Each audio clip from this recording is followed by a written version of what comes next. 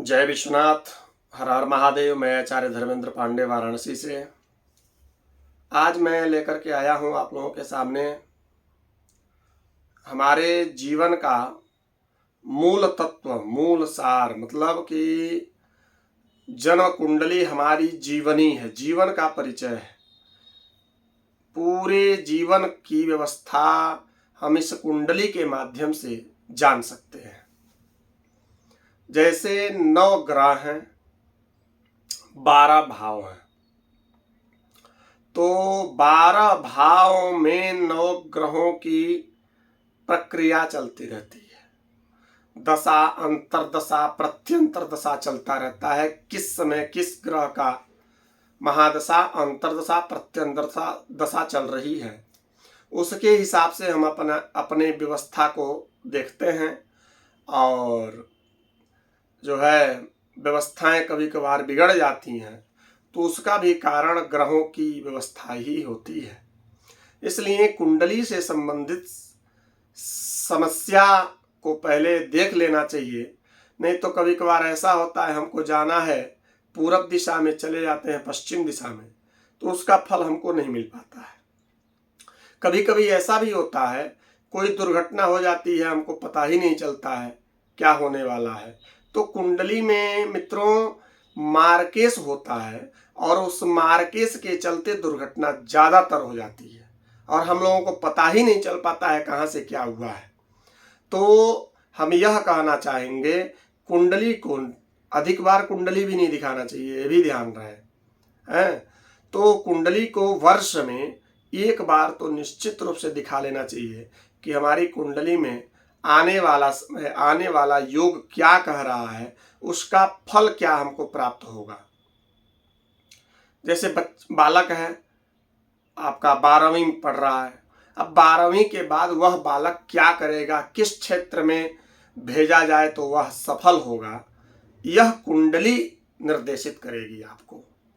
जैसे बहुत सारे लोग पढ़ करके, पढ़ाई करके और कुछ दिनों तक व्यवस्थित रह करके पुनः वह पीछे हो जाते हैं। उसका कारण यह है कि कुंडली में उसकी व्यवस्था, उसका जो ग्रह दशा, ग्रह की चाल, ग्रह का जो अंश, ग्रह की जो मजबूती थी, वह मजबूती दूसरे क्षेत्र में जाने की थी और आप चले गए दूसरे क्षेत्र में, तो सफलता नहीं मिलेगी।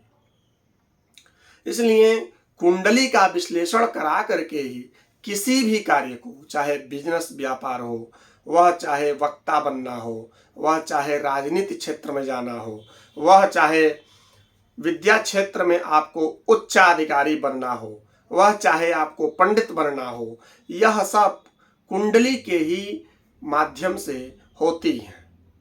क्योंकि हमारे जीवन का यह मूल तत्व है, कुंडली हमारी जीवनी है। इसलिए मित्रों, कुंडली का विश्लेषण करा करके हम अपने मार्ग को अगर पकड़ करके चलें तो निश्चित रूप से वह मार्ग हमको फलदायी होगा। क्योंकि हम कई लोगों को, बहुत सारे लोग हमारे साथ, अच्छा कुंडली के साथ, कुंडली विवाह के अंतर्गत जो कुंडली मिलान होता है उसको निश्चित रूप से कराएं। कुंडली मिलान न होने के कारण भी पति पत्नी की व्यवस्था बिगड़ जाती है और आप लोग देखे होंगे, या तो पति पत्नी में अक्सर विवाद होते रहते हैं और कभी कभार कुछ लोगों को ऐसा भी हुआ है, संतान नहीं है, संतान होने में दिक्कत हुई है, बहुत सारी समस्याओं का सामना करना पड़ा है।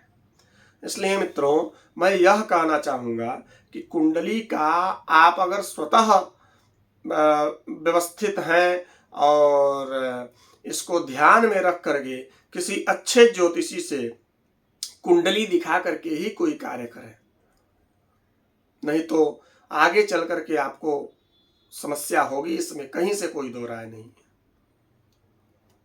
अभी मैं इस समय इतना ही आप लोगों के सामने रख रहा हूँ।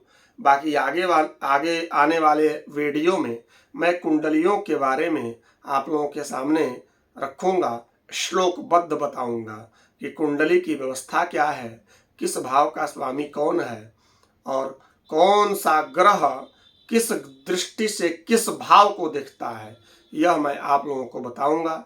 अभी के लिए हर हर महादेव, जय विश्वनाथ।